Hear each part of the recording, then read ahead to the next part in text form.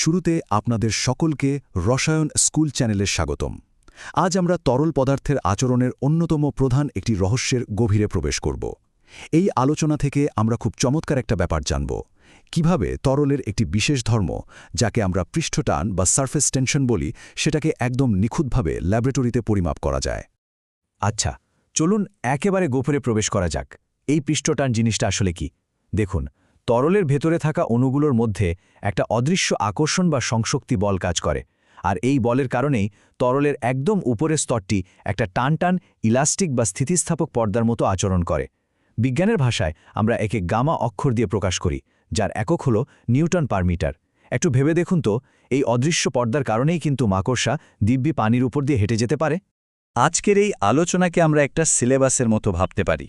প্রথমে আমরা পৃষ্ঠটানের সাথে পরিচিত হব, এরপর একে একে কৈশিক উত্থান পদ্ধতি, স্ট্যালাগমোমিটার পদ্ধতি, ডুনয় রিং পদ্ধতি এবং ড্রপ ওয়েট পদ্ধতি সম্পর্কে বিস্তারিত জানব। আর একদম শেষে গিয়ে দেখব কোন কোন চলক বা ভ্যারিয়েবল এই পৃষ্ঠটানকে সরাসরি প্রভাবিত করে। তো চলুন পর্ব ১ পৃষ্ঠটানের প্রাথমিক ধারণা দিয়ে শুরু করা যাক। বাস্তব দুনিয়ায় এর একটা নির্দিষ্ট ভিত্তি থাকা তো জরুরি, তাই না? 0.072 নিউটন পার মিটার। সংখ্যাটা দেখে মনে হতে পারে এটা আবার কি?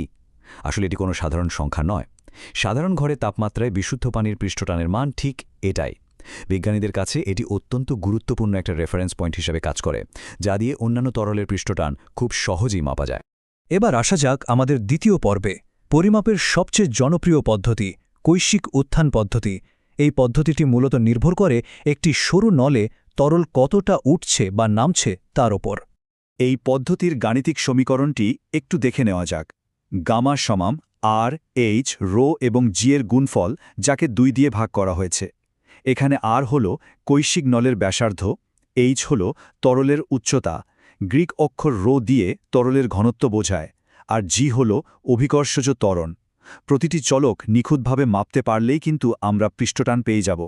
ল্যাবরেটরিতে এই কাজটা আসলে কিভাবে করা হয়? প্রথমে একটা একদম পরিষ্কার কৈশিক নল বা ক্যাপিলারি টিউবটে তরলের ভেতর সোজা বা উল্লম্বভাবে ডোবাতে হবে। এরপর তরলটি নলের ভেতরটি কতটা উঁচুতে উঠেছে, মানে এইচের মানটা সাবধানে মাপতে হবে। নলের ব্যাসার্ধ মাপার জন্য আমরা সাধারণত একটা মাইক্রোস্কোপ ব্যবহার করি, যাতে হিসাবে কোনো ভুল না হয়। সবশেষে ওই সূত্রে মানগুলো বসিয়ে দিলেই ফলাফল হাজির। এই পদ্ধতির সবচেয়ে বড় সুবিধা কি জানেন? এর অসাধারণ সরলতা। এবার আমরা দেখব পর্ব ৩, স্ট্যালাগমোমিটার পদ্ধতি। একে অনেকেই আবার ড্রপ কাউন্ট বা ফোঁটা গণনার পদ্ধতিও বলে থাকেন, কারণ এটি পুরোপুরি আনুপাতিক হিসাবের উপর নির্ভরশীল। এই সূত্রটা বেশ চমৎকার। গামা 1/গামা 2 সমান n2 × ρ1 ডিভাইডেড বাই n1 × ρ2। এখানে n দিয়ে মূলত তরলের ফোঁটা বা ড্রপের সংখ্যা বোঝানো হচ্ছে, আর রো হল তরলের ঘনত্ব। এই সমীকরণটা ব্যবহার করে একটা জানা তরলের সাপেক্ষে যে কোনো অজানা তরলের পৃষ্ঠটান আমরা সহজেই বের করে ফেলতে পারি। চলুন ধাপে ধাপে পদ্ধতিটা জেনে নেই। প্রথমে স্ট্যালাগমোমিটার যন্ত্রটিতে তরল নিতে হবে। যন্ত্রটির গায়ে দুটো নির্দিষ্ট তাকডানা থাকে।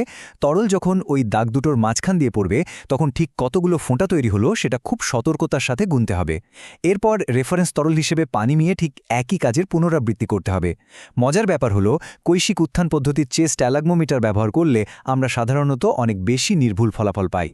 আলোচনার ঠিক এই পর্যায়ে একটা ছোট কথা মনে করিয়ে দিই, বিজ্ঞান বিষয়ক এমন আরও চমকপ্রদ এবং নতুন নতুন ভিডিও পেতে আমাদের চ্যানেলটি সাবস্ক্রাইব করুন এবং বেল আইকনটি টিপুন। ঠিক আছে, চলুন আবার ফিরে যাই। পর্ব ৪, ডুনো হুইপ রিং পদ্ধতি।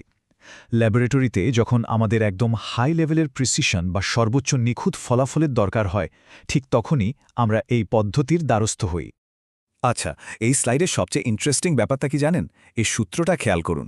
গামা সমান F ডিভাইডেড বাই 2 × 2πr। এখানে F হলো তরল থেকে রিংটিকে আলাদা করতে ঠিক যে পরিমাণ বল বা ফোর্স লাগে সেটা, আর R হলো রিংটির ব্যাসার্ধ। এখানে 2πrকে 2 দিয়ে গুণ করার কারণ হলো রিংটি একই সাথে তরলের ভেতরের এবং বাইরের উভয় পৃষ্ঠের সাথেই লেগে থাকে। এই কাজটা করতে বেশ সূক্ষ্ম হাতের প্রয়োজন হয়। প্রথমে তরলের পৃষ্ঠের ঠিক ওপরে একটা রিং রাখতে হয়। তবে এখানে যে সে আংটি দিলে চলবে না। বৈজ্ঞানিক নিখুঁততা বজায় রাখতে আমাদের অবশ্যই একটি বিশুদ্ধ প্ল্যাটিনাম রিং ব্যবহার করতে হবে। এরপর রিংটিকে খুব সাবধানে ধীরে ধীরে ওপরের দিকে টানা হয়। ঠিক যে মুহূর্তে রিংটি তরলের পৃষ্ঠ থেকে পুরোপুরি বিচ্ছিন্ন হয়ে যায়, ওই মুহূর্তের বল বা ফোর্সটুকু মেপে নেওয়াই হলো এই পরীক্ষণের মূল চ্যালেঞ্জ। আমরা চলে এসেছি পর্ব ৫-এ, ড্রপ ওয়েট পদ্ধতি। এখানে ফোটার সংখ্যার বদলে আমরা সরাসরি একটি একক তরল ফোটার ওজনের দিকে মনোযোগ দেব। সমীকরণটা একেবারেই সোজা সাপটা। গামা1 বাই গামা2 সমান W1 বাই W2। এখানে W দিয়ে ফোঁটাটি বিচ্ছিন্ন হওয়ার ঠিক আগের মুহূর্তের ওজনকে বোঝানো হয়েছে। অর্থাৎ এই সূত্র থেকে স্পষ্ট বোঝা যাচ্ছে একটি ফোঁটার ওজন আসলে তার পৃষ্ঠটানের সাথে সরাসরি সমানুপাতিক। আমরা আলোচনার একদম শেষ পর্বে অর্থাৎ পর্ব 6-এ চলে এসেছি। ল্যাবরেটরির গাণিতিক সমীকরণগুলো তো দেখলাম, এবার চলুন দেখি বাস্তব দুনিয়ায় কোন বিষয়গুলো এই পৃষ্ঠটানকে পাল্টে দিতে পারে। আপনাদের কাছে একটা প্রশ্ন রাখি, তরলের ওই অদৃশ্য স্থিতিস্থাপক পর্দা বা ইলাস্টিক ফিল্মটার কি অবস্থা হবে যদি আমরা তাতে একটু তাপ প্রয়োগ করি বা বাইরে থেকে কোনো অবদ্রব্য মিশিয়ে দিই? একটু ভাবুন তো, বিজ্ঞানের নিয়মগুলো এখানে কিভাবে কাজ করতে পারে। চলুন উত্তরটা মিলিয়ে দেখা যাক। তাপমাত্রা বাড়ালে পৃষ্ঠটান কিন্তু কমে যায়। এর কারণ হল তাপ দেওয়ার ফলে তরলের অণুগুলোর গতিশক্তি বেড়ে যায় আর তাদের ভেতরে সেই অদৃশ্য আকর্ষণ বলটা বেশ দুর্বল হয়ে পড়ে। অন্যদিকে তরলে যদি কোনো অপদ্রব্য বা ইম্পিউরিটি যোগ করা হয় তবে পৃষ্ঠটান বাড়তেও পারে আবার কমতেও পারে। এটা পুরোপুরি নির্ভর করে আমরা ঠিক কী মেশাচ্ছি তার ওপর। আজকের এই আলোচনা শেষ করার আগে একটা দারুণ বিষয় আপনাদের ভাবনার জন্য রেখে যেতে চাই। ল্যাবরেটরির এই সূক্ষ্ম পরিমাপ পদ্ধতিগুলো যদি আমরা পুরোপুরি আয়ত্ত করতে পারি, তাহলে আমাদের দৈনন্দিন জীবনের সাধারণ তরলগুলো থেকে ভবিষ্যতে আর কি যুগান্তকারী বৈজ্ঞানিক আবিষ্কার বেরিয়ে আসতে পারে। রসায়নের জগৎটা আসলেই অফুরন্ত সম্ভাবনায় ভরপুর। আজকের মতো এখানেই শেষ করছি।